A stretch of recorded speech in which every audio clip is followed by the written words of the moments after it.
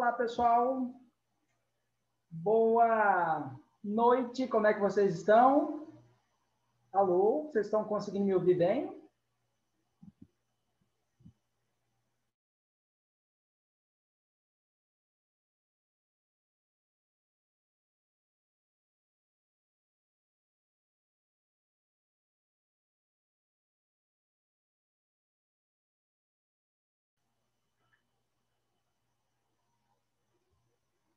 Alô, pessoal.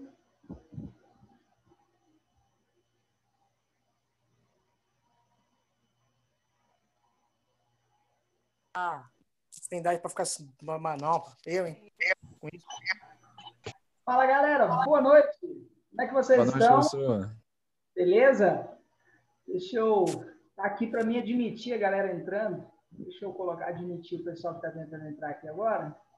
Sejam bem-vindos, vocês estão chegando agora. Hoje nós daremos continuidade, né, à epistemologia moderna, né, à análise do pensamento moderno em torno do conhecimento, racionalismo e empirismo. Na nossa última aula, a gente mergulhou em René Descartes, né, a gente estudou René Descartes, estudamos René Descartes a partir da perspectiva de que ele é um racionalista, e enquanto racionalista que era, né, pensou a verdade a partir do pensamento lógico e racional, tá?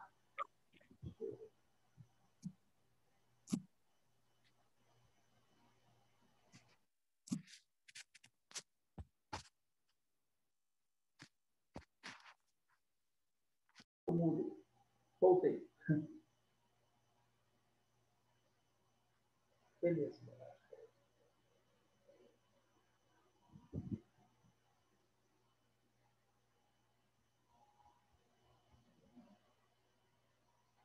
Beleza. Tá. Inclusive, vou adicionar aqui o pessoal que está querendo entrar.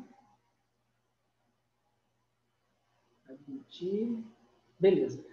Pessoal que está chegando agora, sejam bem-vindos, tá? Eu estou tendo que adicionar aqui manualmente as pessoas, não sei o que deu, né? Não sei nem como é que mexe nisso. Deixa eu ver se eu consigo aqui de novo. Não foi não. Bom, se alguém porventura não estiver conseguindo trair, por favor, dê um grito, fale comigo. Tá? Então, o que a gente veio analisando na nossa última aula, galera? Nós viemos analisando, primeiro momento, né, os fundamentos do poder a partir das perspectivas ao longo da história do que é política e do que é poder. E aí nós vimos os utopistas, vimos Maquiavel, vimos as concepções de poder justnaturalista, religiosa e a concepção racional, né? Vimos o Maquiavel, vimos os contratualistas Thomas Hobbes, vimos o John Locke, o Rousseau, e entramos na próxima parte de tópico de modernidade, que é sobre epistemologia.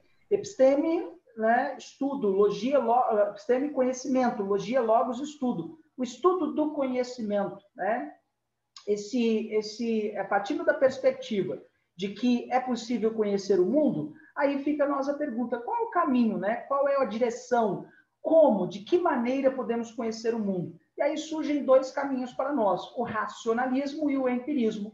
Nós começamos a ver o racionalismo a partir de René Descartes, e hoje vamos entrar no empirismo de John Locke, Francis Bacon, David Hume, e se der certo, der tempo, ainda entramos em Kant, Immanuel Kant. Tudo bem? Bom, pessoal... Professor, o pessoal no grupo está pedindo para você aceitar. Então, não tem ninguém pedindo aqui não, tá todo mundo ok. Tá estranho porque... Misericórdia. Porque não era para eu precisar aceitar, já era automático, mas agora eu tenho que aceitar agora. Brincadeira.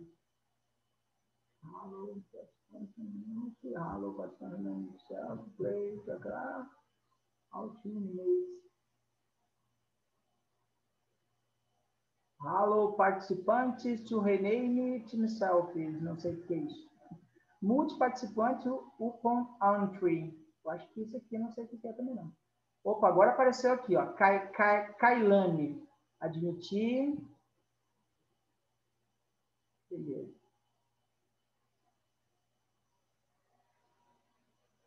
O pessoal tem que mudar isso lá no... Agora foi. E aí, se alguém estiver tentando entrar aí, galera, Play songs when summer joys. Oh, maldito inglês. Se alguém estiver tentando entrar aí pelo... Fica de olho no grupo aí, alguém, para ver se alguém está tentando entrar e não estiver conseguindo, porque eu vou abrir o PowerPoint. E Lolo está tentando entrar. E aí eu não consigo ver mais ninguém depois, né? Beleza, admitiu o Lolo. Bom, show de bola. Então, eu vou abrir aqui o nosso PowerPoint para a gente continuar a nossa aula a partir da concepção de René Descartes, da chamada prova ontológica de que Deus existe, que nós paramos na nossa última aula, né? Nós paramos justamente nesse pepino, eu deixei aquele em aberto para cenas do próximo capítulo, sabe aquela série que prende? Mais ou menos nesse nível. Então, nós vamos mostrar hoje como que o grande René Descartes, ele buscou provar a existência de Deus a partir de uma perspectiva ontológica. Tudo bem? Deixa eu projetar aqui para vocês o nosso slide. Abrindo aqui. Opa. Vamos ver se vai abrir. Só um pouquinho, galera.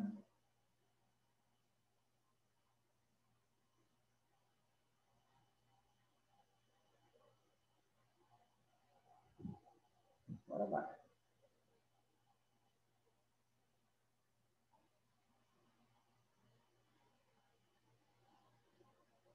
Beleza.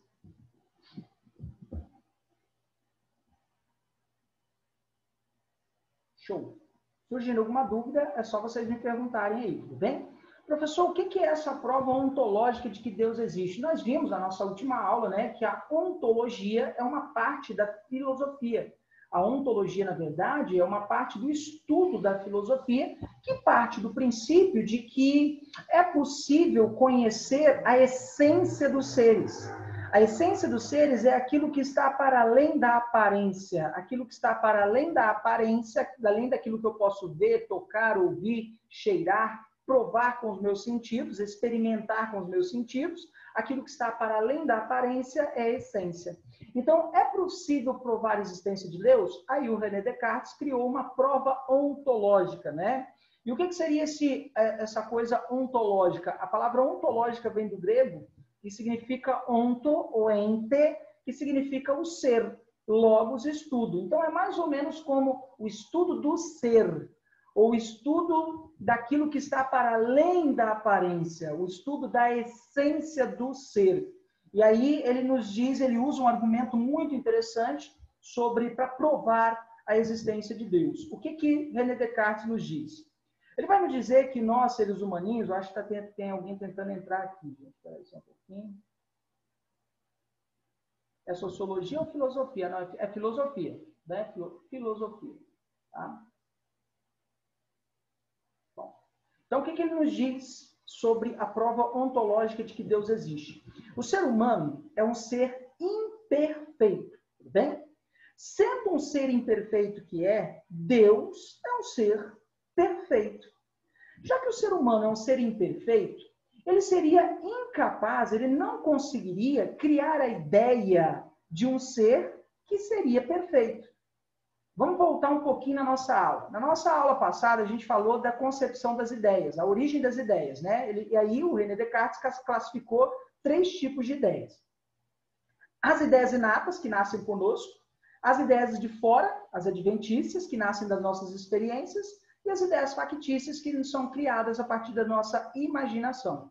Então, partindo do princípio de que por fora nós não temos noção de nada que seja perfeito, não existe nesse mundo absolutamente nada perfeito. Se no mundo não existe absolutamente nada perfeito e tudo no mundo é imperfeito, nós não temos o conhecimento de fora de algo que seja perfeito. Então, se nós não temos o conhecimento de fora, nós não experimentamos nada perfeito, seria impossível para nós, seres humaninhos, imaginarmos, criarmos a ideia, imaginar a existência de Deus. Porque qual é o argumento da galera que é ateísta, dos ateus, né? O argumento dos ateus é de que necessariamente Deus é fruto da criação humana, é fruto da imaginação humana. Opa, deixa eu admitir aqui a Bruna, beleza. Deus é fruto da imaginação humana. E aí o René Descartes, que era um cristão, deísta, mas era um cristão, ele dizia o seguinte, olha, nada disso não. A ideia de Deus não é o fruto da imaginação humana, porque Deus é um ser perfeito. E o ser humano é um ser imperfeito. E não existe nada perfeito nesse mundo que o ser humano possa experimentar. Se não existe nada no mundo de perfeito que o ser humano possa experimentar, então o homem nunca seria capaz de imaginar um ser como Deus, perfeito que é. Então, a ideia de Deus, um ser perfeito, é uma ideia inata. Já nasce comigo, já nasce com o indivíduo. Portanto, Deus existe. Vamos lá, pessoal. Todo mundo entendeu esse raciocínio lógico? Professor, você pode repetir um pouco, repetir, porque estava travando muito para mim, eu só consegui resolver agora, resumidamente. Repito sim, com certeza. Tudo bem? Então, galera, partindo desse pressuposto, o René Descartes ele está tentando provar para mim e para você, de maneira lógica e racional, a existência de Deus. E aí vamos pegar vamos reexplicar a partir da concepção das ideias, tudo bem? Para René Descartes, existem 3 tipos de ideia. As ideias que já nascem comigo, inatas. As ideias de fora, que eu vivo e experimento com os meus sentidos, são as ideias adventícias. E aquelas ideias que são criadas pela minha mente, ou seja, fruto da minha imaginação, são as ideias factícias, ou seja, fruto da minha ficção, da minha imaginação. Beleza? Show de bola. Aí o que o René Descartes nos diz? A ideia de um ser perfeito só poderia existir se eu, ser humaninho, se eu tivesse contato com algo perfeito. Só que nesse mundo não existe absolutamente nada que seja perfeito. Inclusive nós mesmos somos seres imperfeitos. Somos seres de pecado, pecadores. Nós somos seres que somos perenes, né? Ou seja, vamos perecendo. Ou seja, não somos perfeitos.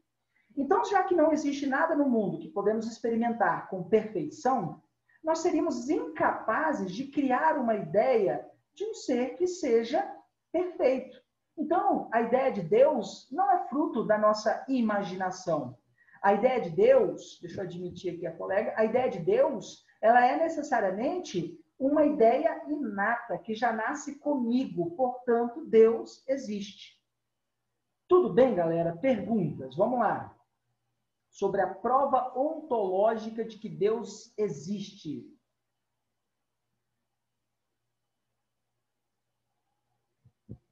Vamos lá, perguntas, dúvidas? Tudo bem, galera? Todo mundo entendeu esse raciocínio lógico? Sim.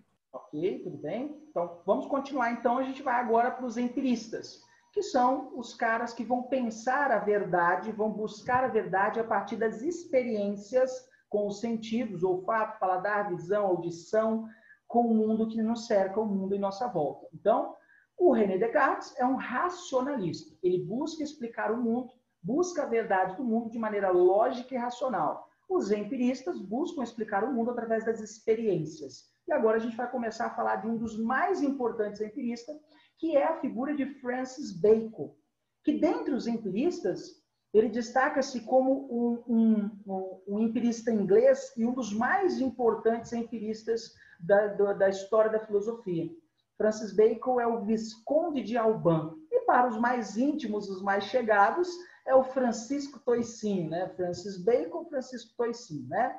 Ele foi um cientista e filósofo inglês.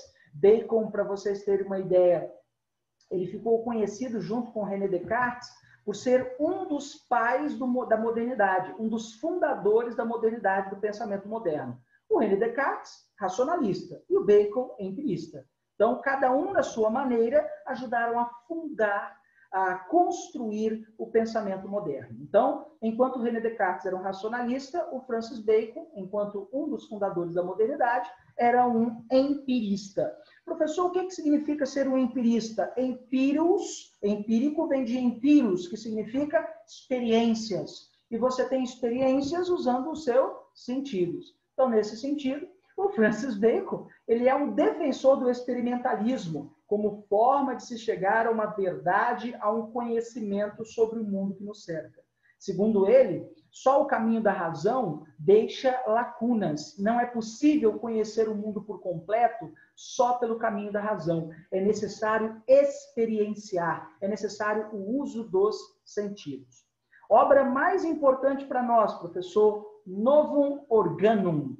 que pode ser traduzido para o português como novo instrumento ou, o que é mais comum, o novo método. Só lembrando que é o método, é o caminho, é a direção, é o caminho para se conhecer. Então, qual é esse novo caminho para se conhecer? É o método empírico. Então, na obra Novo Organo, o Francis Bacon traça as etapas, que são duas, para nós atingirmos, chegarmos ao conhecimento verdadeiro. A primeira etapa é a antecipação da natureza. E a segunda etapa é nada mais nada menos do que a interpretação da natureza. Então, o que é a antecipação da natureza?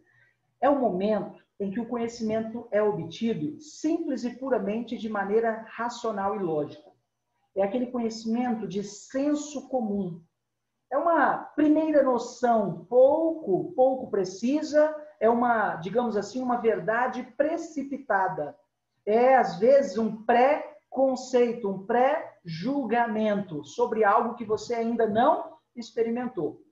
Dá um exemplo, professor. Eu gosto muito do exemplo do limão, então eu vou usar novamente o exemplo do limão. Eu falo para você assim, ó, azedo, verde, ácido, rugoso, redondo, cítrico. Muito provavelmente você vai ter um pré-julgamento, você vai ter uma antecipação do conhecimento, tá? Uma antecipação da natureza de maneira lógica e racional de que seja o limão, porque as características batem.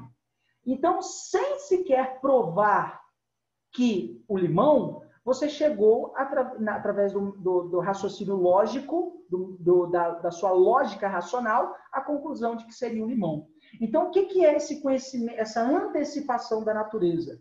É aquele conhecimento obtido pura e simplesmente pela sua razão, pela sua interpretação lógica e racional. Tudo bem? Outro exemplo, professor. Eu digo para você assim, ó, fumaça. Primeira coisa que vem à sua cabeça. E aí, o que vem à cabeça de vocês? Fogo. Uhum. Eu ia falar churrasco. Churrasco, boa, tá vendo? O que é isso? O que vocês acabaram de ver? Churrasco, fogo, isso é uma antecipação da natureza. Sem ver o fogo, sem ver a churrasqueira acesa, né? Vocês tiveram, a colega está com fome, eu acho que é a Marcela, né? A Marcela está com fome. Eu amo churrasco, não sei de vocês, mas eu amo churrasco. E realmente aquele cheirinho, a fumaça da carne é algo, né? Deu até fome agora, enfim. O que eu quero dizer para vocês é o seguinte, quando alguém fala para você fumaça, imediatamente você pensa em fogo. Só que isso não é um conhecimento de fato, isso é uma antecipação da natureza. Como é que você vai ter certeza se é o fogo? Porque nem toda fumaça vem do fogo. Pode vir do gelo seco, entende? Pode vir daquela pirotecnia, daquelas músicas bate-staca, não tem aquela fumacinha, né? Que aquela maquinazinha joga, que não é fogo. Vem do gelo seco, pode vir do gelo seco. Pode ser o fogo que já se apagou. E costumeiramente o fogo, quando se apaga, libera muita fumaça. Pode ser a fumaça do vapor d'água e não tem fogo nenhum. Ou seja, todas as vezes que você antecipa a realidade através do pensamento racional, você está promovendo uma antecipação da natureza. O que é essa etapa aí? Essa é a primeira etapa do conhecimento, segundo Francis Bacon. Tudo bem, pessoal? Todo mundo entendeu o que é a antecipação da natureza? Sim. O professor, pode falar. Mas essa primeira fase aí, ele julgava como errado, né? Por se tratar da razão. Perfeito. Ele vai julgar como errada, porque ele não é um cara da razão, ele é um cara do empirismo. Então, o que ele vai chegar à conclusão? Só é possível chegar à conclusão de que a fumaça vem do fogo se eu observar, se eu fazer experiências. Só é possível dizer que o azedo, verde, redondo, ácido, cítrico, rugoso é o limão se eu observar, se eu apalpar, se eu meter a língua no limão, experimentar o limão. Caso contrário, eu vou ficar só com a antecipação, a minha antecipação da natureza. Tudo bem? Ok, pessoal? Sim. Beleza? E aí, o que é a interpretação da natureza? É o momento do uso dos sentidos. É o momento das experiências. Então, o primeiro degrau é a antecipação, o segundo degrau é a interpretação da natureza. É o momento em que eu vou fazer uso dos meus sentidos, eu vou fazer experiências. O que Bacon chama de interrogar a realidade. O que é interrogar a realidade segundo Bacon? É você fazer sucessivas experiências, experimentos, para aí sim chegar a uma interpretação da natureza, ok? E, para tanto, Bacon defende o método indutivo, que nós já estudamos. O que é o método indutivo, professor? Eu parto de exemplos particulares para chegar a uma conclusão universal. Me dá um exemplo, professor. A água do mar ferve a 100 graus Celsius, a água das chuvas ferve a 100 graus Celsius, a água do rio ferve a 100 graus Celsius, a água do lago ferve a 100 graus Celsius. Logo, posso chegar a uma conclusão universal de que toda água ferve a 100 graus Celsius. Ok? O ouro é um metal que conduz a eletricidade. O cobre é um metal que conduz a eletricidade. O ferro é um metal que conduz a eletricidade. O alumínio é um metal que conduz a eletricidade. Logo, todos os metais conduzem a eletricidade. Eu pego exemplos particulares para se chegar a uma conclusão universal. Agora, qual é a grande diferença entre Descartes e Bacon? Descartes defende o método dedutivo. Bacon defende o método indutivo. Bacon é um empirista. Descartes é um racionalista. Tudo bem, pessoal? Vamos lá. Professor, não entendi a diferença dele sobre o método dedutivo. Não entendi. Entre o Descartes e o Bacon? Sim. Ok, vamos lá. O Francis Bacon, ele defende o método dedutivo. O que é o método dedutivo? É quando eu parto de um exemplo universal para chegar a uma conclusão particular. Um exemplo clássico é: todo homem é mortal. Sócrates é homem, logo Sócrates é mortal. Todos os homens, o exemplo universal. Sócrates, o exemplo particular. E se Sócrates é um homem, todo homem é mortal, logo Sócrates é mortal. Esse é o método defendido por René Descartes. O Francis Bacon defende o contrário. O método indutivo, que eu parto de exemplos particulares para se chegar a uma conclusão universal. Lembra, a gente estudou isso lá em oh, meu Deus, Sócrates, Aristóteles. A gente estudou isso lá em Aristóteles como silogismo e analogia, né? E só que hoje tem outro nome. Hoje é método dedutivo e indutivo. Então, o Bacon, ele defende o método indutivo, a qual eu pego exemplos particulares para se chegar a uma conclusão universal. Tudo bem? Outro exemplo, professor, né? A galinha não, vou usar um exemplo mais claro, que aí pode gerar uma dúvida, não deixa dúvidas para vocês, né? Vamos pegar a referência do próprio exemplo dedutivo, né? Carlos é um homem, Carlos morreu. Olha que tragédia, né? Bruno é um homem, Bruno morreu. Gicleito é um homem e Gicleito morreu. Logo, todos os homens são mortais, morrem. Eu peguei exemplos particulares e cheguei a uma conclusão universal. Eu fiz o contrário do método dedutivo. Eu usei o método indutivo. Tudo bem? Entendi, professor. Obrigada. Beleza. Então, mais uma vez. Enquanto o René Descartes defende o método dedutivo, o Francis Bacon, o método indutivo. Enquanto o René Descartes é um racionalista, o Francis Bacon é um empirista. Tudo bem? Vamos lá, pessoal.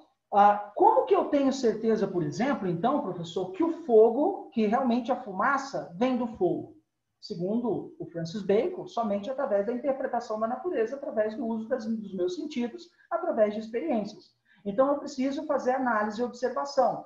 Eu preciso chegar a evidências como, primeiro, o cheiro da fumaça, se há alguma fonte de calor, ok? Se há algum combustível, papel, sei lá, né, folhas, tecido, que possa pegar fogo.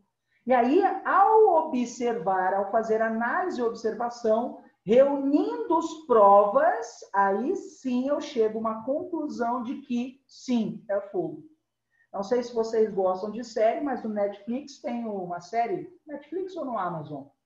Eu acho que é no Netflix ou é no Amazon. Não, é no Amazon. Existe uma série chamada Elementaríssimo. E o que é essa série Elementaríssimo, né? É uma série que é uma releitura de Sherlock Holmes, o grande clássico da literatura, Sherlock Holmes. Sherlock Holmes usa qual método para desvendar os crimes? Dedutivo ou indutivo? O que vocês acham? Vamos trazer um policial criminalista que trabalha para resolver... Dedutivo, professor. Dedutivo ou indutivo? Dedutivo? Eu também acho. Vocês acham que é dedutivo? Que ele parte de um exemplo universal para chegar ao crime? Acho que sim. Ou ele vai reunindo uma série de evidências através de observação dos fatos para se chegar à conclusão final que se o cara é ou não assassino? O que vocês acham? E aí, galera? Pensa aí, vamos lá.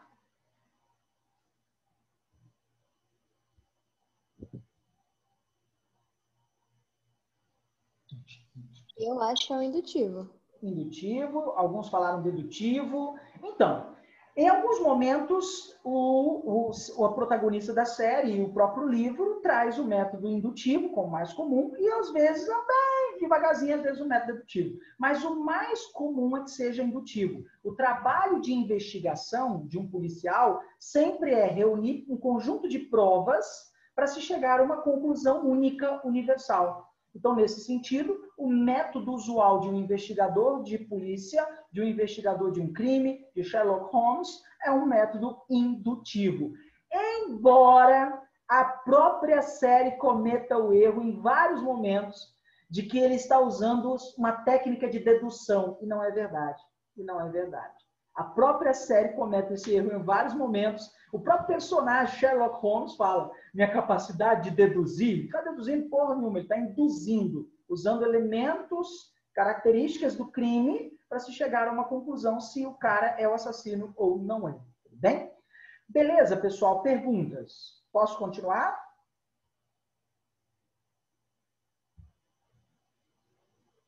Pode continuar, professor. Continuando, então.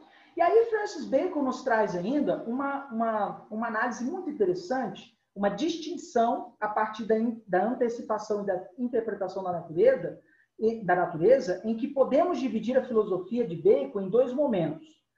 Como se fosse uma escada mesmo, como se fosse uma escada a ser subida. O caminho a ser percorrido por todo cientista, todo investigador. Primeiro momento, que corresponde a eliminar o conhecimento, todo conhecimento que não seja verdadeiro, que é aquele conhecimento que vem dos ídolos. Já eu vou falar sobre a teoria dos ídolos de Francis Bacon, tá? Então, no primeiro momento, você vai eliminar todo conhecimento que não possa ser provado empiricamente. Eliminar preconceitos, a antecipação da natureza. Então, no primeiro momento, você tem que eliminar a antecipação da natureza, eliminar todo aquele conhecimento que não possa ser provado empiricamente, toda subjetividade, preconceito, eliminar os ídolos. Já eu vou falar quem são esses ídolos, tudo bem? Na teoria dos ídolos de Francis Bacon.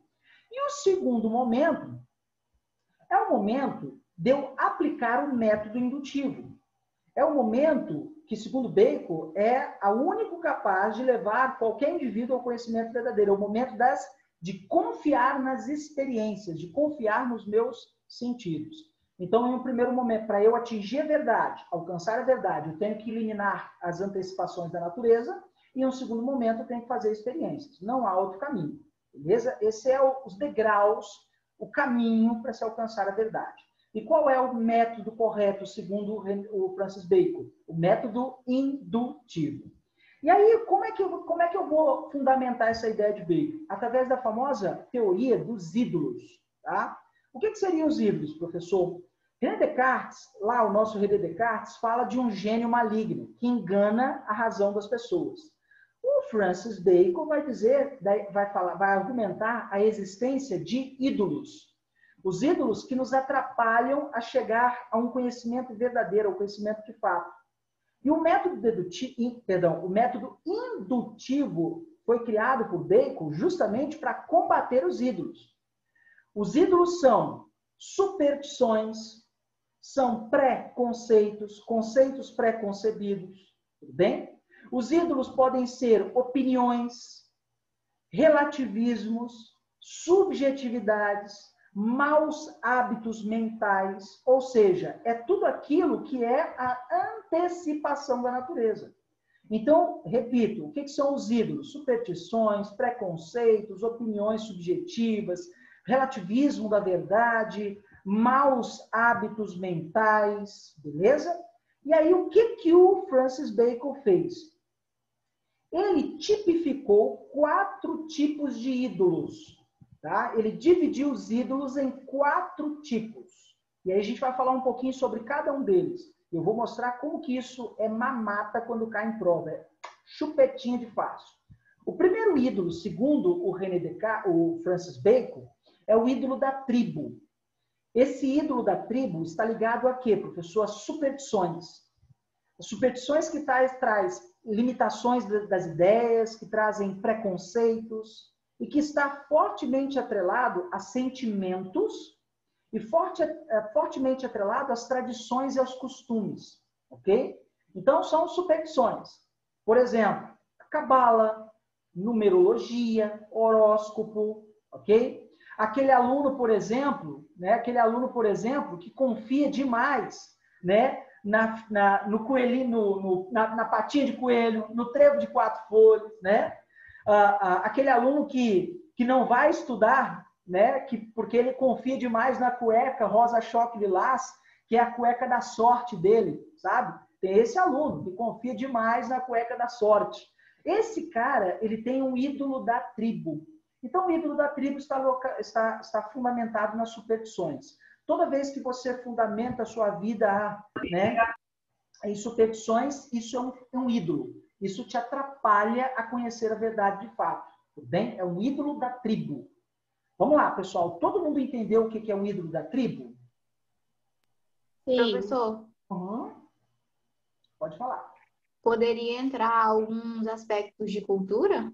Sim, por exemplo, né, aquelas tradições que são passadas de pai para filho, sabe?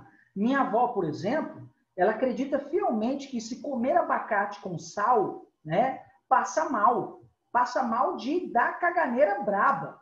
E por que isso, professor? Porque foi passado pela mãe da mãe da mãe dela. Aí eu sempre brinco com a porque minha avó gosta muito de abacate. Olha como é que minha avó come abacate. Ela mistura abacate com açúcar e leite condensado. Abacate em si já é uma bomba calórica. Ainda você joga açúcar ou leite condensado. Olha que doideira isso, né? Então, olha a linha de raciocínio. Em todos os outros países da América, sem ser o Brasil, se come abacate com sal, na salada. Só no Brasil que se come abacate com açúcar com leite condensado. Olha que doideira isso. E aí, quando eu falo para minha avó argumenta dizendo que abacate com sal dá dor de barriga. Mas, vó, todo mundo come. Não, abacate com sal dá dor de barriga. O que é isso? É superstição. Isso é algo que está ligado à cultura, à tradição da minha avó. Foi passada pela mãe dela, pela mãe da mãe dela, etc, etc. Outro exemplo, professor. Minha avó, ela diz o seguinte, que em tempestade de raio tem que cobrir os espelhos. Tem que colocar a camisa. Porque se você não colocar a camisa, você pode atrair um raio. Se você não cobrir os espelhos, você pode necessariamente, né, o espelho pode atrair o raio. Gente, não há nada cientificamente, empiricamente que prove que um espelho atrai raio ou que alguém sem camisa vai atrair um raio. Mas minha avó acredita. O que é isso? É um ídolo da tribo, é uma superstição. Tudo bem? Beleza, galera? Sim. Vamos lá. O ídolo da caverna. O que seria o ídolo da caverna? Na verdade, o ídolo da caverna são as ilusões que são causadas por nós, bem à maneira, né, a alegoria da caverna de Platão. Lembrando da alegoria da caverna, o mito da caverna de Platão. Pessoas viviam acorrentadas atrás de um muro e sombras eram projetadas no teto da caverna. Um dos prisioneiros conseguiu fugir, conheceu o mundo fora da caverna, voltou para libertar os outros e os outros não quiseram ser libertados. Eles simplesmente mataram aquele que necessariamente, o único que sabia a verdade. Então, o que é essa alusão à caverna de Platão? Cada um de nós temos a nossa forma de conceber e ver o mundo. E aí, o que acontece? É nesse momento que entram as opiniões, sabe? As opiniões subjetivas. as opiniões que às vezes é só minha, sabe? Por exemplo, muita gente diz que Pelé, Edson Arantes do Nascimento, é o rei do futebol. Bem, muita gente argumenta e usa esse argumento, sem nunca ter visto Pelé jogar, mas argumenta que Pelé é o rei do futebol. Ah, eu vi uns 2 vídeos do Pelé. Não, para com isso. Você viu de fato Pelé jogar? Pelé realmente você só viu os melhores lances, um apanhado dos melhores lances. Mas você viu de fato Pelé jogar futebol? Provavelmente não, porque você é muito novo. Pelé, né, quando você nasceu, Pelé já tinha aposentado as chuteiras. Então, o que são esses ídolos da caverna, sabe? São aquela subjetividade de opinião. É aquela opinião que às vezes é só minha, não, ele é o melhor jogador de futebol. Quem disse? Eu estou dizendo, é a minha opinião, sabe? São aqueles ídolos da educação, do esporte, da cultura, da política. São aqueles ídolos que são fruto da minha opinião. E por mais que eu argumente, você já viu Sócrates jogar? Sócrates jogador mesmo, não Sócrates o filósofo, né? Sócrates foi tão bom quanto Pelé. Ah, mas Pelé fez 1000 gols. É o argumento que o cara usa, né? Pelé fez mais de 1000 gols, né? E quantidade é igual à qualidade? Não, Pelé é o melhor jogador do mundo, ponto final. Aquelas pessoas que persistem na sua ignorância, no seu pré-conceito, ídolo da caverna. Pessoas, por exemplo, que em pleno século XXI ainda acreditam que a Terra é plana, né? Pessoas que têm o ídolo da caverna. Pessoas que acreditam que Pelé era o melhor jogador do mundo, que Xuxa é a rainha dos baixinhos, ídolos, sabe? O ídolo da caverna. Tudo bem, pessoal? Todo mundo entendeu o que é o ídolo da caverna? É a minha opinião. E que se dane o resto. É a minha verdade, o que eu acredito. Por mais que você tente me provar que a Terra não é plana, eu continuo acreditando que a Terra é plana. Né? Tudo bem?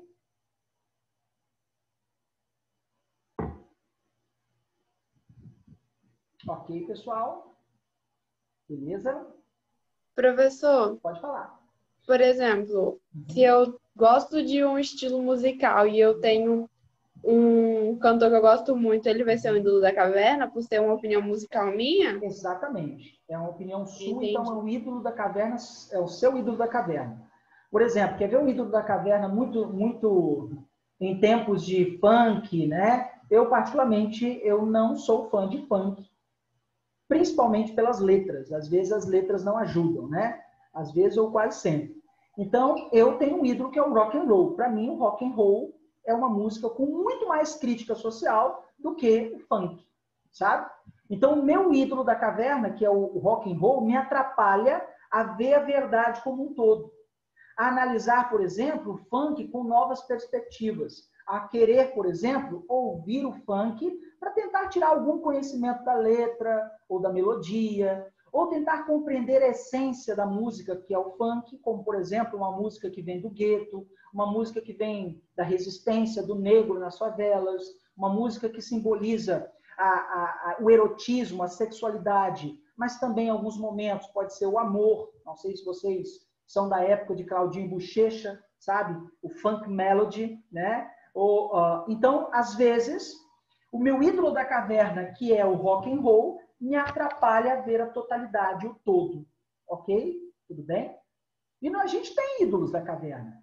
O tempo todo nós temos ídolos da caverna. O ídolo da caverna são aqueles dogmatismos, aquilo que a gente concebe como verdade única e absoluta. E não se permite mudar, né? Professor, Pode falar? eu fiquei com uma dúvida, mas eu não sei se você vai entender do jeito que eu vou falar. Pode falar. O Francis Bacon era contrário ao racionalismo. Ok. Aí ele estudou o empirismo. Perfeito. Isso, ele acreditar nisso, não seria considerado um ídolo da caverna, não? Claro, claro, sem sombra de dúvida. Inclusive, Tá, é eu uma achei que das não seria. contradições de todos os pensadores. Todos os pensadores, galera, têm suas próprias contradições. Então, partindo do pressuposto de que, ao acreditar no empirismo como o único lugar, o único caminho para se chegar a um conhecimento verdadeiro, o que é isso no próprio Francis Bacon? É um ídolo. Ele tem um ídolo. Qual é o ídolo dele? O empirismo. E ele cultua o empirismo como única forma de se chegar ao conhecimento verdadeiro. Né? Tá certíssimo, amiga. Boa analogia, boa interpretação. Tá vendo? Estou criando monstros. Né? Pode falar. A religião também se encaixaria nos ídolos da caverna? Perfeito. Perfeito. Tá. Eu vou mostrar também que a religião pode se encaixar em outra forma também. Graças à capacidade dos clérigos, dos pastores, padres, dos sacerdotes de manipular as pessoas. Eu vou mostrar que a religião também pode se enquadrar em outro aspecto. Pode falar? Agora eu fiquei numa dúvida, porque a religião ela também tem muitas superstições, Sim, algumas religiões. Ok. Então, elas seriam de tribo ou de caverna das duas? Isso, ela seria, na verdade, da tribo, da caverna e pode se encaixar também do foro do mercado. Já vou mostrar como isso é possível, tudo bem? Então, às vezes, você pode ter mais de um ídolo. Isso é perfeitamente normal e possível. Às vezes, uma única questão pode ser o ídolo da tribo, o ídolo da caverna, o ídolo do foro, do mercado, etc. O caso da religião é o mais comum deles, inclusive. Pode ser religiões que estão ligadas às superstições. Quer ver um exemplo? Né? O cara vai entrar para roubar um banco, o que ele faz? Faz sinal da cruz. Superstição dele, se fazer o sinal da cruz, eu vou entrar protegido para roubar o banco. Olha que coisa maluca isso. É o ídolo da tribo. Ao mesmo tempo, quando ele acredita naquela religião como única verdade absoluta e é incapaz de olhar para as outras religiões, e ele tem até um preconceito sobre as outras religiões, é o ídolo da caverna. E ao mesmo tempo, quando um pastor, um sacerdote, um padre, sabe, consegue, através da manipulação das palavras, persuadir as pessoas, e as pessoas passam a acreditar naquela religião, é o ídolo do foro ou do mercado. Tudo bem? Vou explicar isso melhor. Vamos lá. O que é o ídolo do foro ou o ídolo do mercado? O mercado, vocês sabem, é um local em que se vende algo. Tá? E para se vender alguma coisa, o que se faz? Se argumenta, né? Se distorce os fatos, se engana. E aqui entra, por exemplo, o relativismo, as falácias, as mentiras, as fake news, ok? São, por exemplo, aquelas pessoas que usam da oratória para enganar outras pessoas. Então, vamos lá. Os sofistas seriam membros do quê? Do ídolos do foro ou do mercado, porque os sofistas usavam a eloquência, a oratória para enganar as pessoas, né? Um pastor, um bispo e mesmo um político, ok? Os falsos religiosos, os políticos, são membros do ídolo do foro do mercado. Então, pessoas que, por exemplo, abraçam o PT e abraçam o Lula e fazem do Lula e chamam o Lula de pai dos pobres, né? O lulismo. O que é o lulismo? É aquele cara que segue Lula ao pé da letra, o cara doentemente fanático a Lula, tem Lula tatuado no braço, camisa do Lula, boné do Lula, cueca do Lula, né? Ou seja, é um cara que tem um ídolo do foro, um ídolo do mercado. E o mesmo é verdade para os vulgarmente conhecido como bolsominions, né? Essa galera aí que idolatra Bolsonaro como um mito. É um ídolo do foro, um ídolo do mercado. Por mais, às vezes, que as pessoas são enganadas e sabem que estão sendo enganadas, ainda assim elas continuam cultuando aquele indivíduo, aquela pessoa. Quer seja um sacerdote religioso, quer seja um político, etc. Então, exemplos desse ídolo do foro. Os falsos gurus, os religiosos hipócritas, os políticos que nos enganam. Essa galera que está uma moda aí agora, coaching. Não sei se vocês sabem, né? Coaching. Está uma moda agora. Todo mundo virou coach, né? E Hitler, por exemplo. Hitler mentiu e moveu uma nação inteira para uma tragédia que foi a Segunda Guerra Mundial. As pessoas que acreditaram em Hitler acreditavam em um ídolo do foro ou um ídolo do mercado. Tudo bem, pessoal? Ok, dúvidas? Tudo bem. Ok? E finalmente... Mas, professor, por exemplo, se cair numa questão e a gente tiver que escolher entre os ídolos do foro ou do teatro, como são bem parecidas, o que o senhor aconselha a gente a olhar assim para diferenciar, porque elas são bem parecidas. Ídolo do foro e do teatro? Tem algumas diferenças que vão te ajudar. Deixa eu explicar o ídolo do teatro, que aí você vai entender melhor. Tudo bem?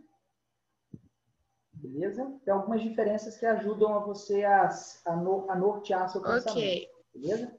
Então, o que é o ídolo do teatro? São as doutrinas filosóficas e científicas que não são verdadeiras. São as supostas verdades sem comprovação científica. São aquelas experiências que não provam absolutamente nada. O cara faz a experiência e não consegue chegar à prova, mas usa a experiência como fato. É tudo aquilo que está mais para a teoria do que para uma verdade. Okay? Tudo aquilo que está mais para a teoria do que para uma verdade é um ídolo do teatro. Então, por exemplo, né, algumas questões, algumas coisas que se fazem passar como ciência mesmo, né, algumas falsas ciências, né, como, por exemplo, né, a ufologia. Existe UFOs, objetos voadores não identificados? Poxa, professor, eu nunca vi. Se você nunca viu, não tem como provar que existe. Ah, professor, mas existe um monte de vídeos e vídeos podem ser manipulados, né? Ah, mas tinha aquele cara, que da meio da floresta lá, que até teve um Globo Repórter, um SBT Repórter, não lembro o nome, Guruto, Naruto, sei lá. Enfim, teve um ETzinho no meio do mato lá, professor. E a área 51, professor, cara. Professor. Você estava lá, você viu? Então, se você não consegue observar, ver, se você não teve um contato imediato de primeiro grau, o que é um contato imediato de primeiro grau? É você ver, tocar e conversar com o extraterrestre. Então, cara, até lá, ufologia não é uma ciência. Pode falar? Eu acho que era ET Bilu. Isso, Bilu, é esse mesmo. Bem lembrado, é o Bilu, o famoso Bilu. Bilu. Vocês lembram disso? Gente, foi um absurdo aquilo, sabe? Parecia uma criança no meio do mato, um negócio meio todo ofuscado. Ah, pelo amor de Deus. Mas enfim, né? E tem pessoas que acreditam, né? Tem pessoas que acreditam na ufologia, são ufólogos. Olha isso. Assim como tem filósofos, tem ufólogos. E a ufologia não é uma ciência. Outro exemplo, a astrologia. A astrologia é o estudo dos astros. E como que a posição dos astros interfere na minha e na sua vida? E, pasmem, tem astrólogos. Assim como tem filósofos, ufólogos, tem astrólogos, né? Pessoas que se especializam na observação da posição e do movimento dos astros para chegar a uma conclusão de que hoje você que é de Sagitário, né? Hoje é um dia excelente para você fazer amigos. Ou para você que é de Touro, cuidado. Alguém não gosta de você, né? Todo dia é um dia ideal para fazer amigos. É óbvio que alguém não gosta de você, ninguém consegue agradar todo mundo, né? Mas mesmo assim, são falsas ciências. É o famoso ídolo do teatro. Por que teatro, professor? Porque elas fazem uma encenação. Elas encenam a verdade, mas não é verdade. Tudo bem? Vamos lá. Perguntas, dúvidas. Professor, Pode falar?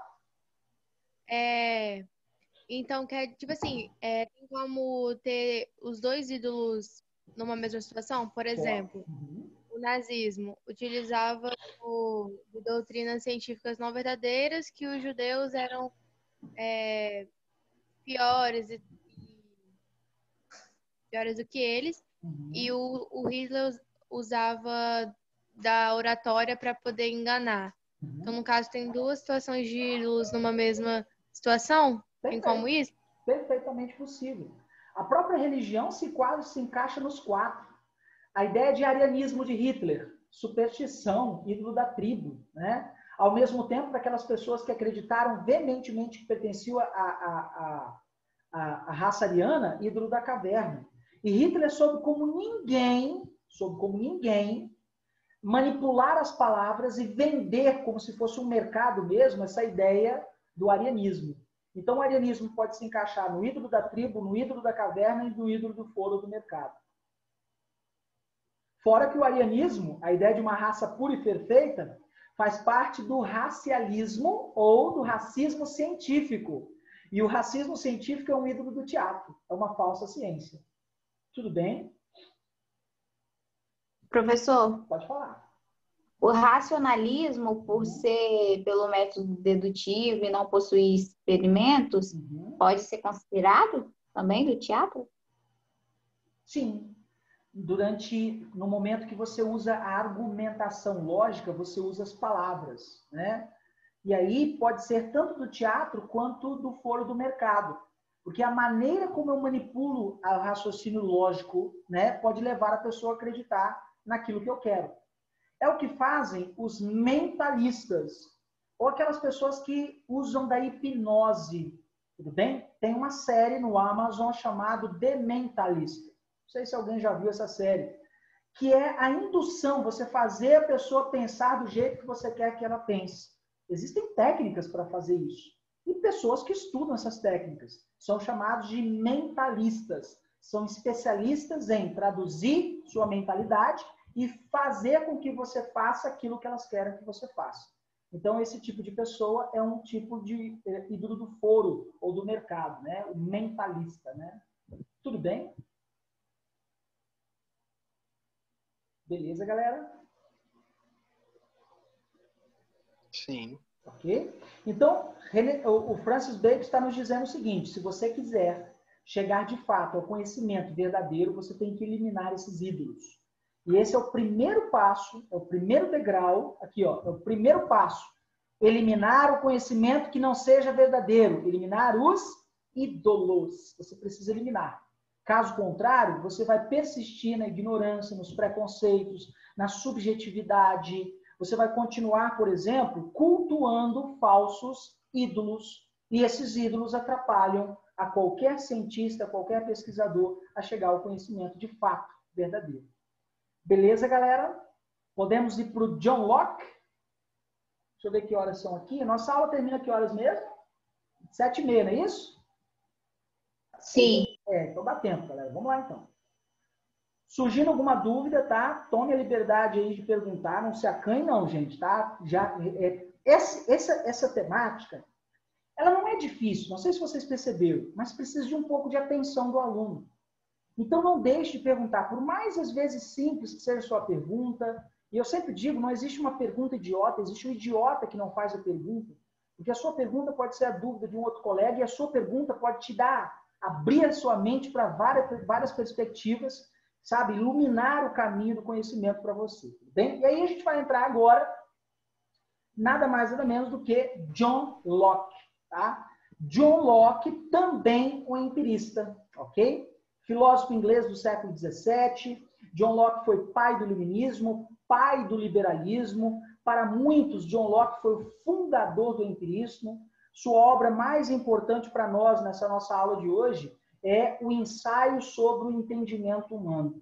E nessa obra, John Locke, vai refletir sobre como o ser humano pode alcançar o conhecimento verdadeiro, o conhecimento indubitável, ou seja, aquele que é o conhecimento que não gera dúvidas. E aí ele buscou entender como que as ideias são construídas na nossa mente. Porque o que é o mundo que está em nossa volta? O mundo que está à nossa volta é fruto das nossas ideias. E aí ele buscou entender como é que são construídas essas ideias. E aí Locke faz uma crítica ao inatismo. O que é o inatismo? Ele faz uma crítica ao René Descartes. O René Descartes dizia que existem ideias inatas, que nascem conosco. O Locke diz que são uma bobagem sem tamanho. Não existe ideia inata nenhuma. O que existe é a nossa experiência com o mundo, e a partir das nossas experiências é que eu crio as ideias sobre o mundo. Então, por exemplo, né, o que René Descartes chamava de ideia inata sobre sabor, quando você experimentava algo e aquilo era muito saboroso para você, automaticamente aquilo se tornava uma ideia inata, é nada mais nada menos que fruto da sua experiência. Então, Locke vai argumentar o seguinte, que a mente humana é como uma tábua rasa. Você nasce sem nenhuma ideia sobre o mundo. Você não nasce sem nenhuma ideia. Você não nasce sabendo o que é melhor ou pior, o que é mais saboroso, menos saboroso, o que é belo e feio. É as suas experiências com o mundo que vai construindo a sua identidade, que vai desenvolvendo em você as suas ideias. Ideias do que é menos ou mais saboroso, menos ou mais feio, menos ou mais harmonioso. É a sua vida, é a sua experiência com o mundo que te cerca que faz surgir as ideias na sua cabeça. Então, nesse sentido, o John Locke está contrariando René Descartes. Só lembrando, René Descartes acredita que sim, existem ideias inatas, que nascem conosco. John Locke vai dizer que isso é uma bobagem. Nós nascemos com uma tábula rasa, com uma folha em branco. É a vida, ao longo da nossa vida e das nossas experiências, que nós vamos construindo as ideias que temos sobre o mundo que vivemos. Tudo bem? Entenderam a crítica que Locke faz ao René Descartes? Gente, isso já caiu 2 vezes no Enem. Tá? Sem tirar nem pôr. A crítica de Locke a René Descartes é a crítica ao inatismo. Portanto, o John Locke, ele refuta as ideias inatas. Vai argumentar que a mente humana é como se fosse uma tábula rasa. Bem? Então, continuando dessa linha de raciocínio.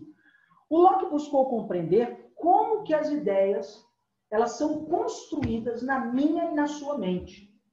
E aí o Locke vai nos dizer, as ideias surgem a partir das nossas experiências. As nossas experiências são possíveis através dos nossos sentidos, olfato, paladar, visão, audição. Então, a partir do momento que eu experimento o mundo, é que eu crio ideias sobre esse mundo. Eu só posso ter a ideia daquilo que é salgado se eu experimentar algo salgado. Eu não nasço com a ideia de salgado. Eu só posso ter a ideia de algo que é azedo se eu experimentar algo que seja azedo. Eu só posso ter a ideia de algo que é rugoso se eu tocar em algo rugoso. Liso se eu tocar em algo que é liso. Ou seja, as ideias surgem a partir das experiências com o mundo. Tudo bem, galera? Ok?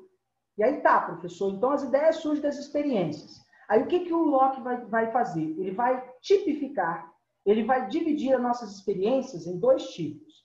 As experiências externas, que dependem de impressões subjetivas, sensações, que são externas a mim e a você. Depende, portanto, do objeto que será conhecido. Depende da cor do objeto, do odor, do cheiro, do sabor, da sua textura, da sua forma, do som que ele emite. Então, as experiências externas não dependem de mim, dependem do objeto que eu vou conhecer, que eu vou experimentar.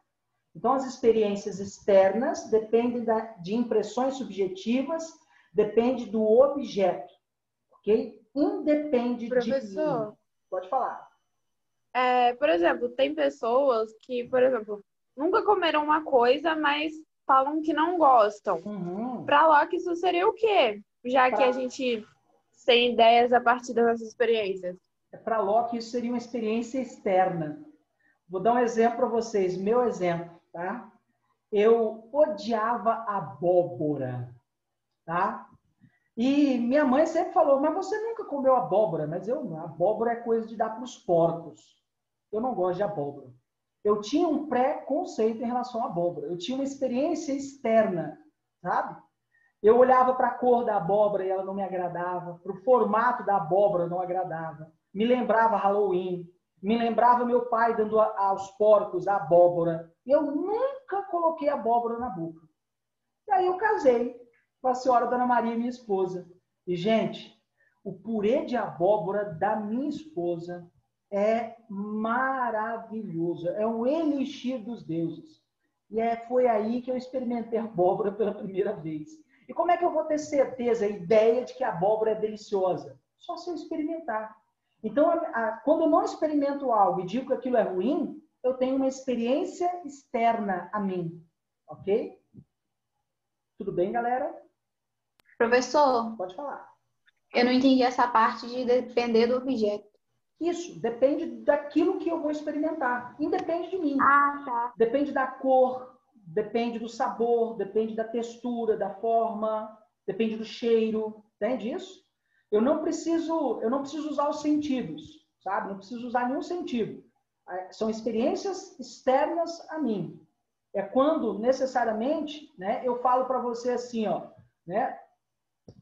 Rugoso, redondo, ácido, cítrico, né? O que é isso? É uma experiência externa. Eu nem experimentei. Eu falei rugoso, textura. Ácido, né? Cítrico, cheiro. Ácido, sabor. Verde, a cor. Ou seja, é uma experiência externa.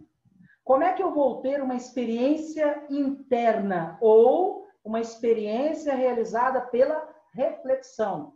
a partir do momento que eu experimentar. A partir do momento que eu experimentei a abóbora, eu tive uma experiência realizada pela reflexão. Eu experimentei através do meu paladar, e aí eu cheguei à ideia de que a abóbora é deliciosa. Experimentei o verde, o redondo, o ácido, o rugoso, o cítrico, cheguei à conclusão de que era um limão. Então, eu só chegarei à conclusão de que o verde, redondo, o ácido, o rugoso e cítrico, que são cor, odor, sabor, textura, cheiro, a partir do momento que eu usar o meu olfato, paladar, visão, audição. Então, olha o pulo do gato. As experiências realizadas pela reflexão internas dependem de mim, dependem dos meus sentidos, do meu olfato, paladar, visão, audição e o tato, ok? Experiências externas dependem do objeto, experiências internas dependem de mim, dependem da minha capacidade de experimentar o mundo, tudo bem? Agora a pergunta que não quer calar. Todo mundo tem a mesma capacidade de experimentar o mundo? Da mesma forma? Não.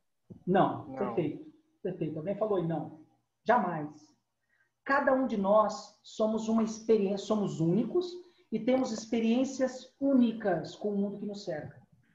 Isso por quê, professor? Porque temos capacidades diferentes de experimentar o mundo. Ok? Então, para algumas pessoas, café é a melhor bebida do mundo. Para mim. Tudo bem? É a melhor bebida do mundo. Para outras pessoas, café é horrível. Para algumas pessoas, jiló é a pior comida do mundo. E realmente, jiló, eu não gosto. Já provei, não gosto. Jiló parece coisa de outro planeta. Parece extraterrestre. Se você quebrar, tem até uma gosminha. Ou seja, jiló não é legal. Não é gostoso, não, cara. Para outras pessoas, amam jiló. Jiló é uma comida deliciosa. Ou seja, já que temos maneiras diferentes de experimentar o mundo, não temos a mesma capacidade de experienciar o mundo, as ideias que surgem na nossa mente variam de pessoa para pessoa. Então, para algumas pessoas, a ideia de jiló é deliciosa, para outras, jiló é a pior comida do mundo.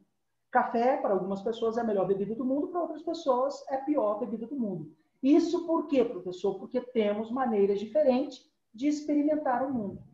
Graças aos sentidos, nossos sentidos que experienciam esse mundo de maneira diferente. Por exemplo, uma pessoa que não enxerga cores, ela vai ter muita dificuldade para dizer se uma rosa é bonita ou feia. Se uma flor é menos ou mais feia, menos ou mais bela. Entende isso? Uma pessoa que tem dificuldade de ouvir alguns sons mais agudos, ela vai ter dificuldade, por exemplo, de ouvir alguns estilos de música, sabe? Ou pessoas que têm dificuldade no paladar, sabe? Ou seja, não experimentamos o mundo da mesma forma. E esse é o barato da vida, porque se todo mundo experimentasse o mundo da mesma forma, todos nós teríamos a mesma ideia do mundo. Todos nós pensaríamos da mesma forma, teríamos as mesmas ideias, o mundo seria o ó do borogodó, de chato. O barato da vida é as diferenças. Entenderam, galera? Tudo bem?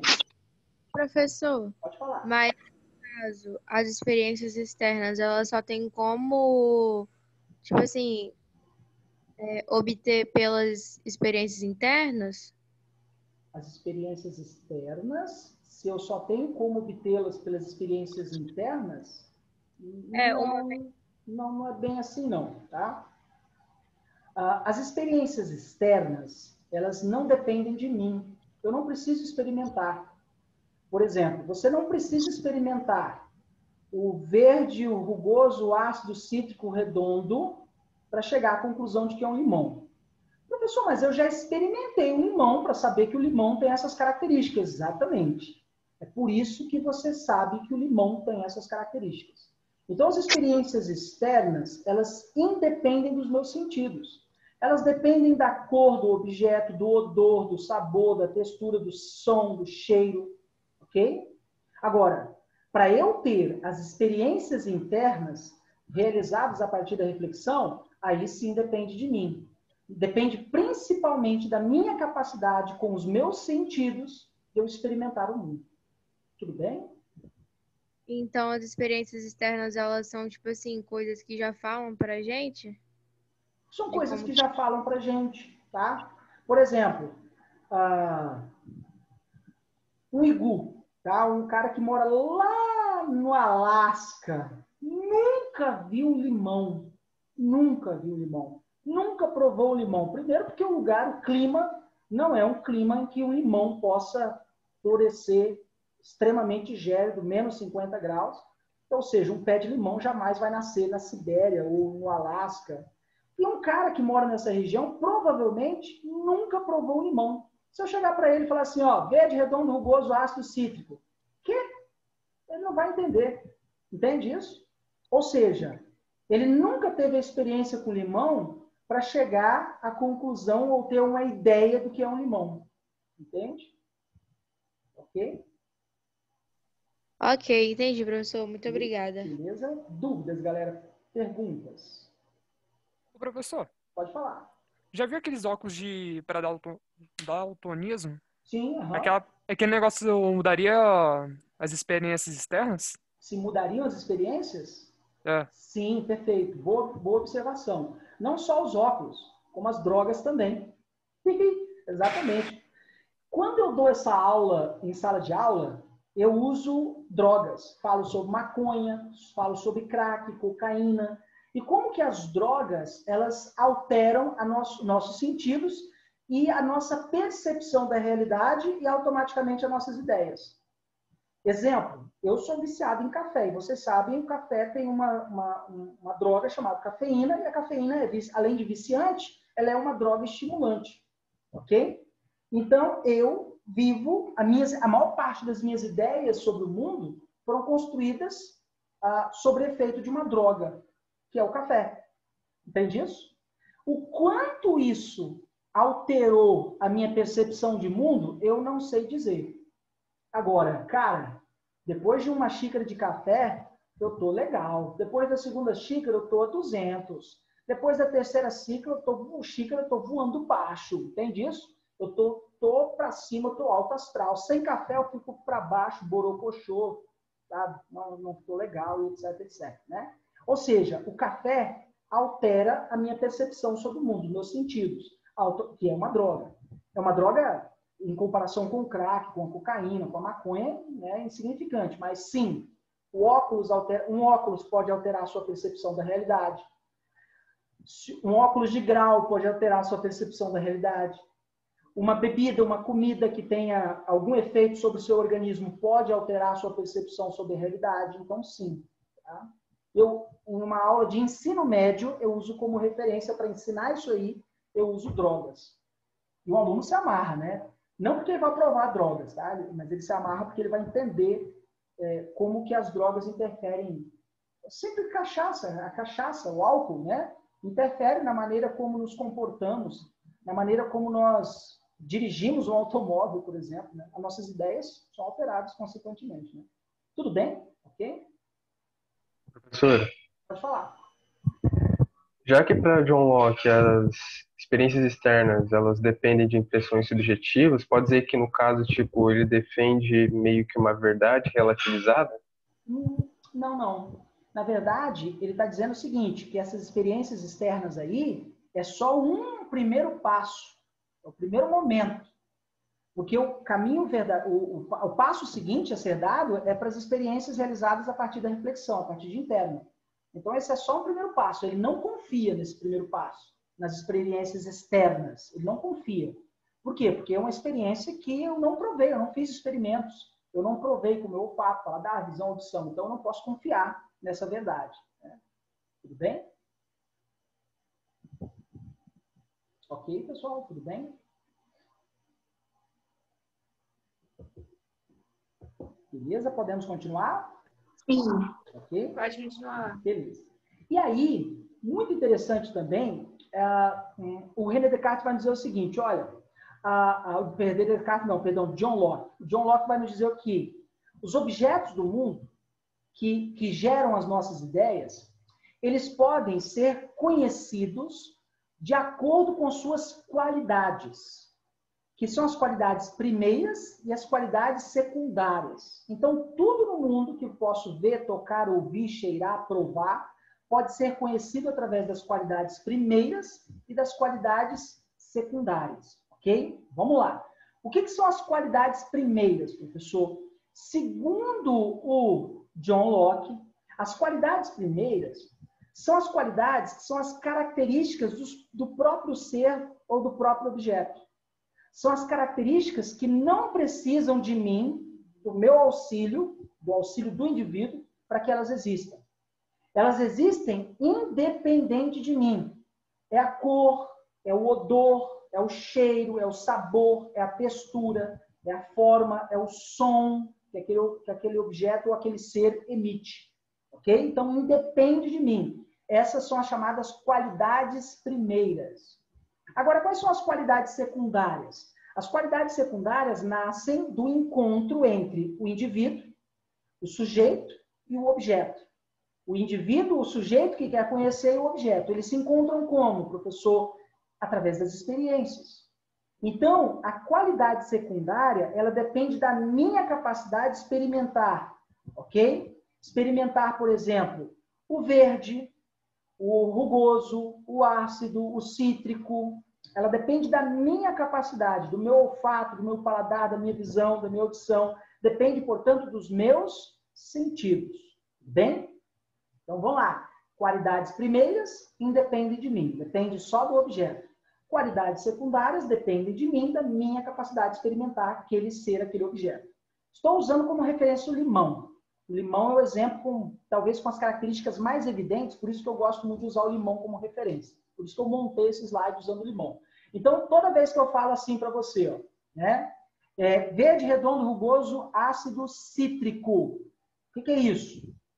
É a ideia de cor, odor, textura, som e cheiro. Mas você só vai ter certeza daquilo se você experimentar, ok? Beleza? Beleza, professor. Então, basicamente, o que são as qualidades primeiras? As qualidades primeiras são as frutos das nossas experiências externas, ok? E as qualidades secundárias são fruto das nossas experiências realizadas pela reflexão. E através das nossas reflexões eu tenho a ideia, a noção de prazer, dor, gosto, comparação. Eu posso comparar se algo é menos ou mais azedo, mais ou menos saboroso, mais ou menos cítrico, que aí eu tenho uma ideia secundária sobre o objeto ou ser que eu quero conhecer. Então, de novo, qualidades primeiras estão ligadas à ideia de cor, odor, textura, independe de mim. Existe independente de mim. Qualidades secundárias dependem de mim.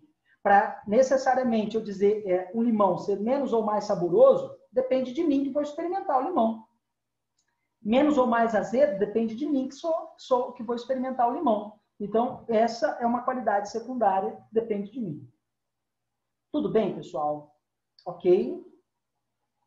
Ok.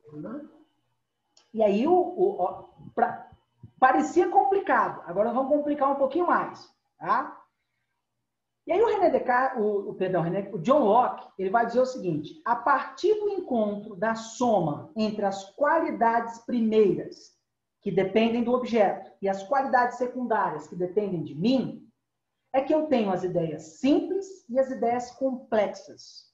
Vamos lá, vamos por parte. O que são as ideias simples, professor? São aquelas ideias que dependem da capacidade da pessoa de receber informações, de experienciar. Elas são constituídas de qualidades primeiras. Elas são constituídas daqui, ó, das qualidades primeiras. Então, as ideias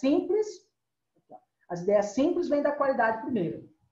E as ideias complexas, por outro lado, elas são produzidas pelo indivíduo a partir das ideias simples. Elas são produzidas a partir da reunião de várias ideias simples. Ideias simples de como, professor? Vamos pegar algumas ideias simples. Verde, redondo, rugoso, ácido, cítrico. É a união desse verde, redondo, rugoso, ácido, cítrico que eu vou ter uma ideia complexa do que é um limão. Então, quando a gente fala limão, você não experimenta o limão. Como não, professor? Não, você não experimenta o limão. Você experimenta o verde do limão, o redondo, o rugoso do limão, o ácido do limão, o cítrico do limão, o azedo do limão. É a reunião dessas ideias simples que eu tenho a ideia do que é um limão. Então, ideias simples dependem da capacidade da pessoa de receber informação. São constituídas das qualidades primeiras e secundárias, adquiridas de forma passiva. Cor, textura, sabor, cheiro. Depende da minha visão, do tato, paladar, olfato, audição.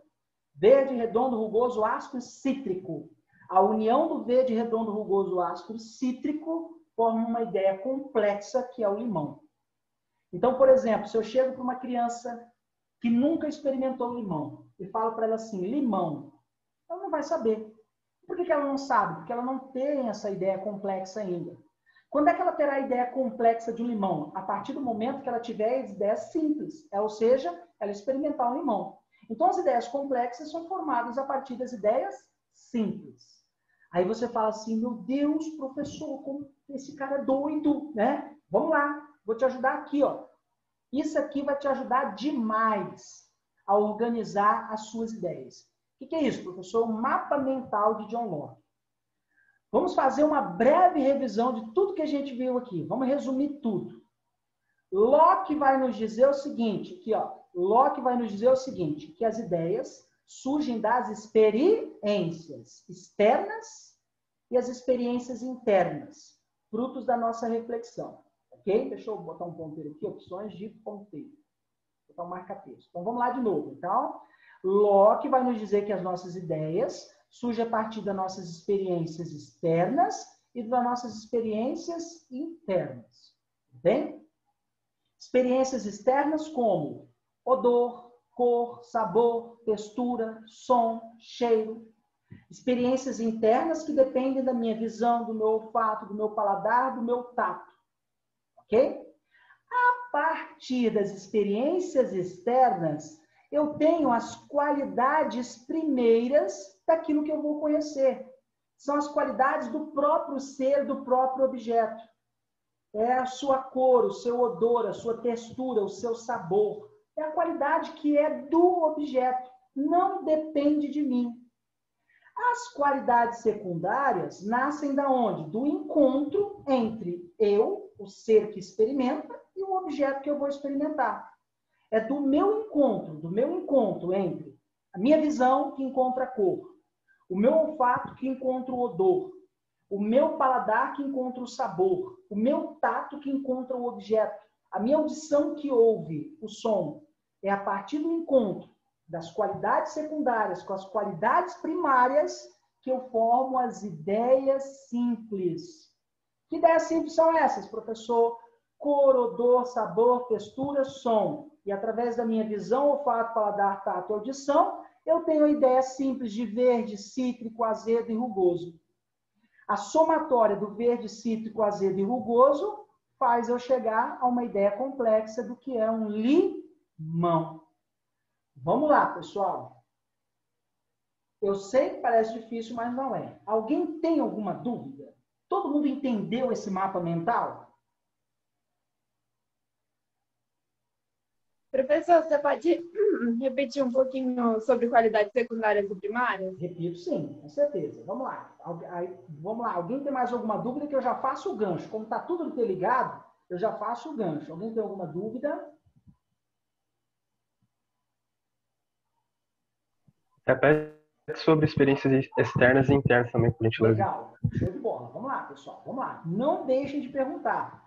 Por que eu estou dizendo isso? Porque parece difícil, mas não é. Parece complexo, mas não é. Depois que você entende, pega o fio da meada, você fala, caramba, esse cara não pensou nada novo. É complexo, mas nada novo.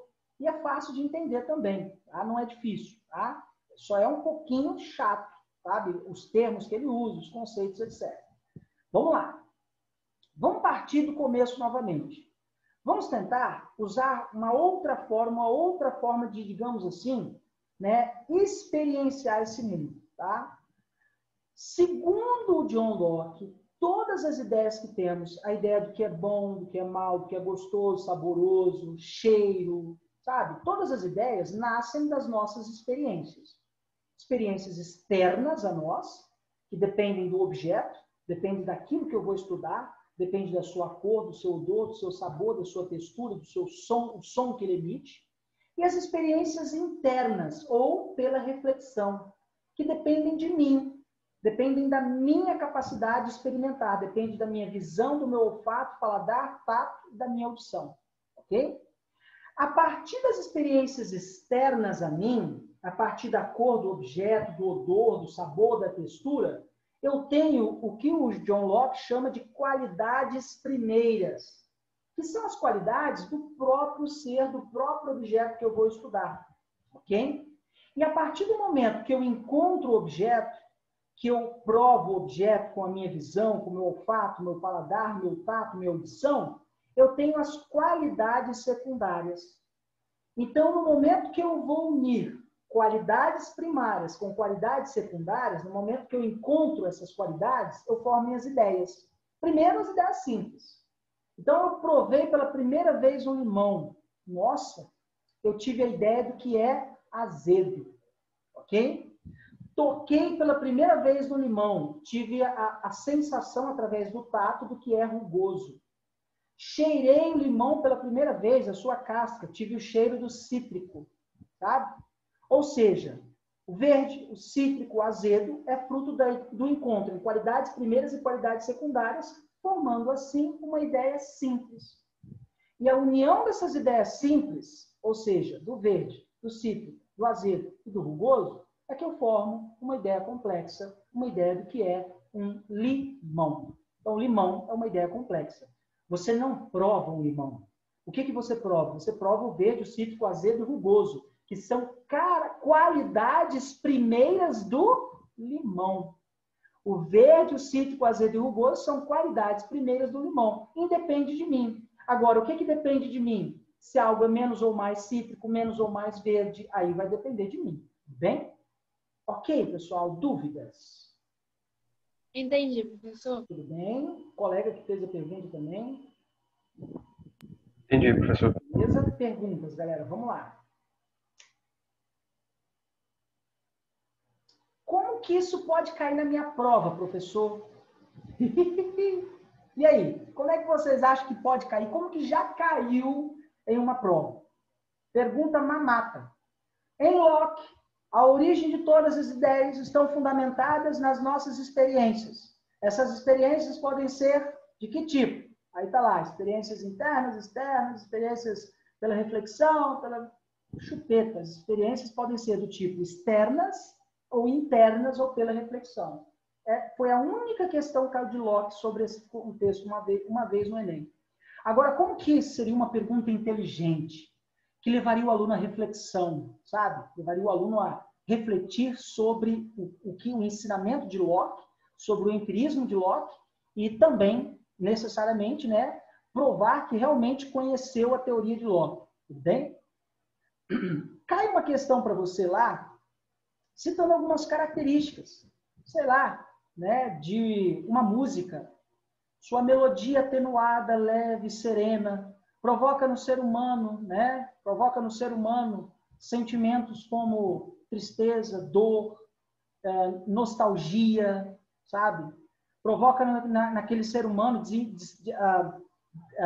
projeta naquele ser humano saudade. Ele relembra da infância, ou relembra de uma ex-namorada. Uma música, ok? Vamos lá. A melodia da música, agora a pergunta, a melodia da música é uma experiência externa ou é uma experiência interna? Interna. Vamos lá, a melodia da música é uma experiência externa ou é uma experiência interna? Alguém já falou que é interna, né? Alguém falou aí, interna. E aí, todo mundo concorda que é interna? Ou alguém discorda? Acho que é interna mesmo. Acho que é interna, beleza. Vamos lá. A melodia, ela só é possível graças ao som, ok? Graças ao som. E eu só consigo ouvir esse som dependendo se eu conseguir ouvir, depende da minha audição. Então, eu só posso falar que ela é interna depois que eu ouvir a música. E a questão, vou deixar bem claro, ela não mencionou em nenhum momento no enunciado que o sujeito ouviu a música. Ele só falou de uma melodia, ou seja, de um som, a melodia é um som, que passa para o indivíduo alguns sentimentos. Agora, vamos lá. Vou mudar o raciocínio. Os sentimentos, ou seja, as ideias, Os sentimentos também são fruto das nossas ideias, né? Os sentimentos que essa melodia despertou naquele indivíduo, ok? São frutos das qualidades secundárias ou das qualidades primárias?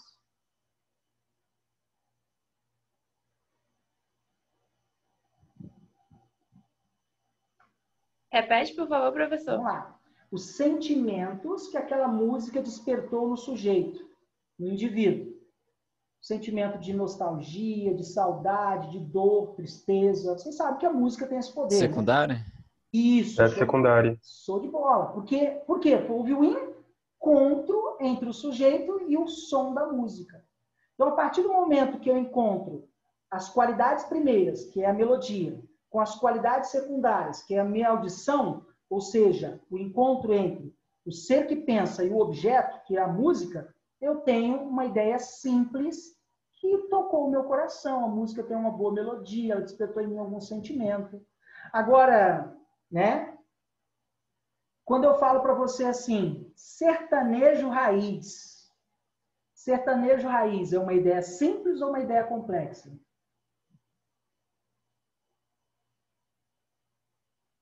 Eu falo para você assim, uma rock melody, um rock melódico, sabe aquelas músicas, sabe? Aquelas músicas, música romântica. Olha isso. Música romântica é uma ideia simples ou uma ideia complexa? Complexa. Exatamente, porque você não ouve a música romântica, você ouve a melodia, os sons de cada instrumento de uma música que é romântica.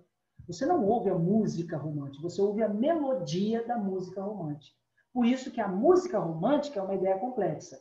A melodia da música romântica, através dos sons dos vários instrumentos que comporam aquela melodia, ela é uma ideia simples. Entenderam como pode cair na sua prova e como seria uma questão inteligente, galera? Tudo bem? Ok? Tudo bem. Beleza, pessoal. Então, a gente não entra aqui agora em David Hume, que esse aqui é punk também, tá? A gente vai deixar para entrar em David Hume na aula da semana que vem.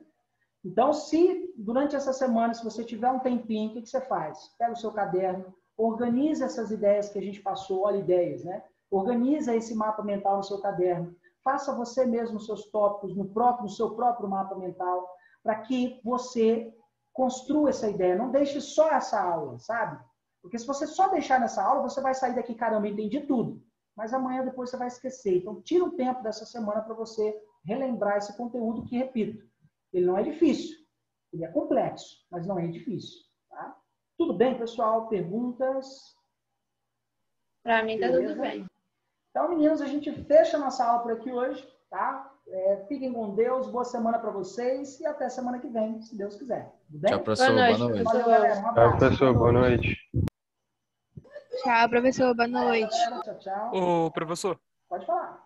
eu perdi a última aula, tá ligado? Eu perdi uma questão da prova as 5 provas da existência de Deus. Ah, sim, 5 provas de existência de Deus. Show de bola. Faz o seguinte, essa aula está gravada no YouTube. Você tem meu canal?